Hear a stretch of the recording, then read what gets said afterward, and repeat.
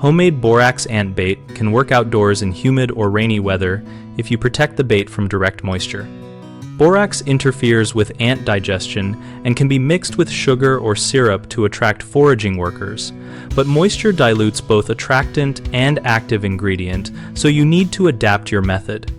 Use a thick syrup base such as 1 part corn syrup to 2 parts sugar to slow dilution and help borax remain palatable. Stir until fully dissolved and cool before adding borax so it mixes evenly.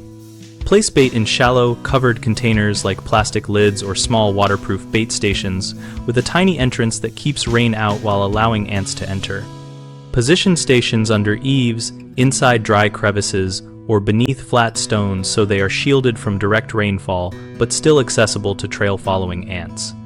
Check stations after heavy rain and reapply fresh bait if it has been diluted or washed away.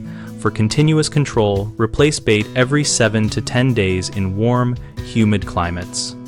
When working near gardens or play areas, label stations clearly and place them where pets and children cannot reach them. 3 common issues are bait dilution, non-attending ants, and bait theft by other animals.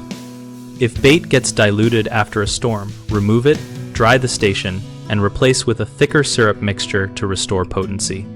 If you see only dead ants near the bait but no colony collapse, the formulation may be too toxic too fast.